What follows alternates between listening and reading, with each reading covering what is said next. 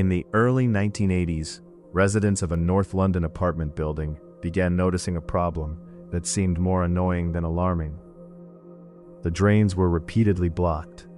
Water backed up through pipes. Plumbers were called to investigate what appeared to be an ordinary maintenance issue. What they discovered would expose one of Britain's most shocking serial killers. The investigation led directly to the apartment of Dennis Nilsen, a quiet civil servant who had spent years hiding a horrifying secret behind an ordinary life. Born in Scotland in 1945, Nilsen was often described as reserved and solitary. To neighbors and co-workers, he appeared unremarkable. He held a steady job, paid his rent, and rarely attracted attention. Nothing about his outward appearance suggested that he would become one of the United Kingdom's most notorious murderers. But beneath that ordinary exterior existed a dark and dangerous obsession. Beginning in 1978, Nilsen started targeting vulnerable young men. Many were homeless, unemployed, or estranged from their families. He would encounter them in pubs, on the streets, or in areas where people often went unnoticed. After gaining their trust, he invited them back to his home.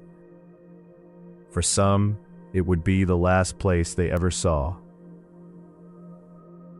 Over the following years, Nilsen murdered multiple victims inside his residences in London.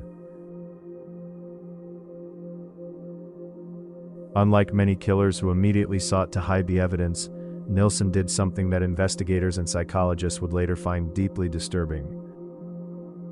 He kept the bodies. For days, weeks, and sometimes even months, he lived alongside the remains of his victims. While the outside world continued as normal, Nilsen maintained a private reality hidden behind locked doors. He went to work during the day and returned home at night to an apartment that concealed evidence of unimaginable crimes. The decision to remain with the bodies became one of the most infamous aspects of the case. Criminal investigators have long studied why certain offenders keep victims close after death. In Nilsen's case, experts suggested that loneliness, control, and an inability to let go of his victims may have played significant roles. Whatever the explanation, the result was chilling. The apartment became both a home and a crime scene. As time passed, practical problems emerged. Eventually, Nilsen attempted to dispose of remains through methods that would later lead directly to his capture. Fragments entered the building's drainage system, creating repeated blockages that residents could not ignore.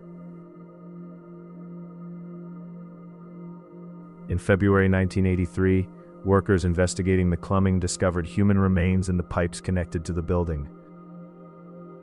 Police were immediately notified. Their investigation quickly traced the source to Nilsen's apartment at 23 Cranley Gardens in Muswell Hill. When officers entered the property, they encountered evidence that revealed the true scale of the crimes. The apartment contained human remains and numerous items linking Nilsen to multiple murders. The quiet tenant who had blended so easily into everyday life was suddenly exposed as a serial killer. Perhaps most shocking of all was Nilsen's reaction. Rather than attempting to flee, he largely cooperated with investigators. As detectives uncovered evidence, they began piecing together a timeline that stretched back years. The number of victims continued to grow as the investigation expanded. Ultimately, Nilsen was charged with multiple attempted murders. During the legal proceedings, prosecutors detailed a pattern of crimes that had allowed him to evade detection for years. In 1983, he was convicted and sentenced to life imprisonment, ensuring he would spend the remainder of his life behind bars.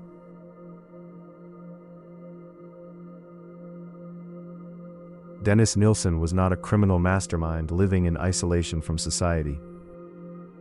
He worked regular jobs, interacted with co-workers, and lived among ordinary people. His life appeared routine and predictable. The horror existed entirely out of sight. His crimes serve as a reminder that appearances can be deeply misleading. The image people present to the world may reveal very little about what occurs behind closed doors. For investigators, the case demonstrated how hidden violence can persist for years when victims are marginalized and disappear without immediate attention. For the public, it became one of the most unsettling examples of a killer who maintained a seemingly normal existence while concealing extraordinary crimes.